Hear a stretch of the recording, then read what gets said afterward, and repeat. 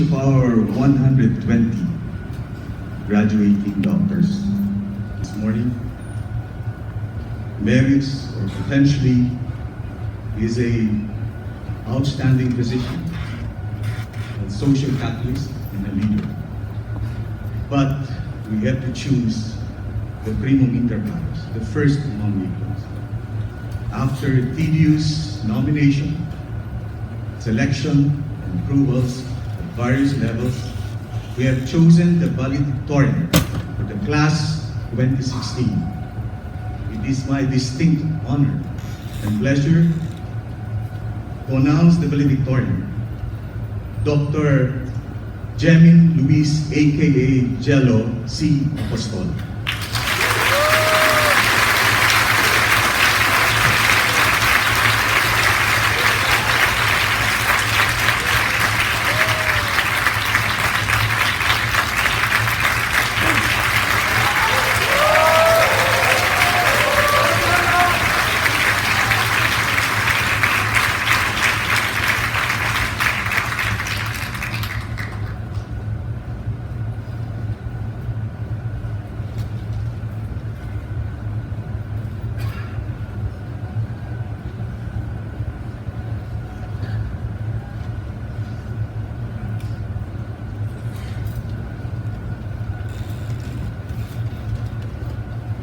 The Ateneo de Manila University President, Father Jose Irwin, of the Society of Jesus, Chairman of the Board of Trustees, Mr. Ernesto Ateneo, Vice President of the Ateneo Professional Schools, Officer in Charge, Attorney Cedric Candelaria, Vice President of the Loyola Schools, Dr. Mario Luches, Dean of the Ateneo School of Medicine and Public Health, Dr. Manuel De Rick, Dean of the Ateneo Graduate School of Business, Mr. Rodolfo Ang, ASMPH Associate Dean, Dr. Luke Rubin, and Officer in Charge, Dr. Sinon Alfonso. Our commencement speaker, Dr. Ernesto Domingo. Distinguished members of the ASMPH faculty, administration and staff, our beloved parents, friends, and my fellow graduates, maya pagagmanapon po kay kayo nga. A friend once told me that who we are now, how far we've come, is not merely the result of our own doing, but the combined effort of everyone who has journeyed with us. And before all else is said this afternoon, let the first word today be that gratitude. Gratitude is due to God. The past 5 years have not only seen our moments of triumphs, but they were also moments of grace, God's grace. So the greatest credit is always due to Him who has been with us and who is in us. Gratitude is due to our parents, who will be graduating with us today too. They own our diploma as much as we do because they too have invested in time, resources, patience, and they have also invested in love. Nay, at sa mga magulang po na naririto ngayon, ito na po ang inyong return of investment. Maraming salamat po. Gratitude is also due to our teachers, our mentors, and to the ASMPH admin and staff who have set aside their careers, their family lives, and even better opportunities for sheer love of us, their students, and the joy of teaching. As a scholar, gratitude is also due to our benefactors, Sir Chris Pibani and Dr. June Cuenca, the ASMPH Scholarship Committee, and to all those who continue to invest and support our education. Dr. Bengzon, our founding dean, always said that ASMPH was built by kindred spirits as you are. Maraming salamat po. In a very special way, we also remember with gratitude our patients. They have been our silent teachers. Unless we forget, we would not be the clinicians that we are today had they not endured all the pain and the patience from our IV insertions, exhaustive patient interviews, and even the times when we do have lost our patients. Doktor tayo ngayon.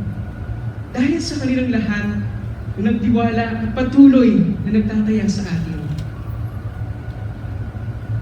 I must admit po, ladies and gentlemen, that at this point, there's so much pressure to share something inspiring or important to you today.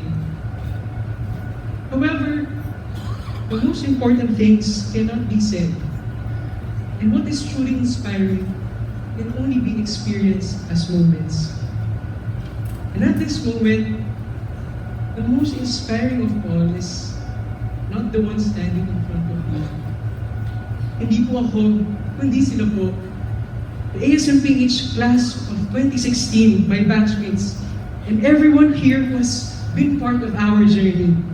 Kayo po ang tunay na inspirasyon. At palakpakan po natin ang aming batch.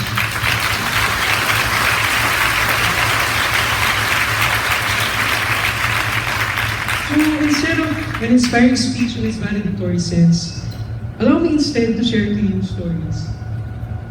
The first story is one that is closest to home. 5 years ago, we entered the ASMPH wide-eyed and hopeful of only the best that the future holds for us. But the 5 years that followed weren't as kind. We have seen our egos shattered, one module exam after the next, one hospital rotation after the other. And what we may have gained in experience, we have lost in sleep, in our social lives, and at some point lost in hope. In the hospital and outside, we have been broken and burned time and time again. Pero sabi nga ni Merlin Sanikas, everything that must give light must endure burning.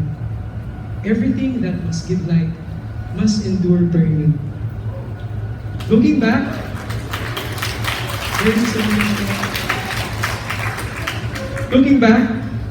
it was actually these moments that saw the worst in us, that actually brought out the light and the best in us. Sila rin ang mga pagkakataon na nagbigay daan para maging liwanag tayo sa isa't isa. Such that today, when we leave ASMPH, we leave not only with an MD and an MBA, but we also leave with a family. After 5 years of journeying together, family has meant that no one gets left behind. As one family, we survived through all the removals, all this drama, and the crazy clerkship and internship ride. Along the way, nabawasan tayo, pero wala tayong iniwan. Dahil ang pamilya, walang iwanan. Family was Crisel and Rian, Maya and Jason, McCoy and JC, our batchmates and leaders, groupmates and friends, going out of their way to remind us to study, to come on time, submit our requirements, and to always be our awesome selves, especially at times when we would have felt less. Family was dancing and singing together as one in MG and MR, playing as one team for Palarong Med, doing relief ops as one disaster management council, and sticking out win or lose. Families saying sorry. To my batchmates, I'm sorry. Alam ko, napakarami kong pagkukulang sa inyo. Napakarami din natin pagkukulang sa isa't isa. But family is embracing each other in forgiveness. Dahil wala namang ibang mapamahalan. Hindi tayo lang din, di ba? This September, it is as one family, one Pugad Aguila, that we will take the boards, and it is as one family that we all shall conquer it 100% and not one less. Inevitably, we must all go our separate ways. Like light, we must scatter ourselves in hospitals and communities, in private practice, in business, or in our ways that we want to create ourselves. But if at one point, you find yourself feeling afraid, alone, and lost, remember 2016 in our batch song, that if you lose yourself, we will find you. So that is what family is.